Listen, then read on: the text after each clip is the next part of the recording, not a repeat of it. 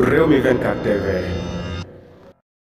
waaw président Sonko dafa amoon yéene bi nag lay Guy Marius Sagna ak Fatima Mbengue ak honorable député Cheikh Thioro di mottali ak Ousmane Baro ak Yankhoba Sonko di mottali fii ci Vélingara. kon xam ne ni depuis démb presque daw nañ 700 kilomètres di jóge Dakar ñëw Vélingara jóge Vélingara dem Sédhiou jóge Sédhiou dem Sédhiou Vélingara Bignona Ziguinchor. billaay da ngeen xam ne xam-xam bokk ak pexe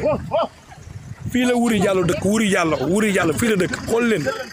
xool leen Wuri Diallo ñu ngi si semaine de la libération bi xool leen dëkk Wuri Diallo ki ñu dénk suñu 22 milliards yi mu war a vérifier suñu 22 milliards te bu sa woote benn réunion xool leen dëkk Wuri Diallo xool leen état tali bi xool leen état tali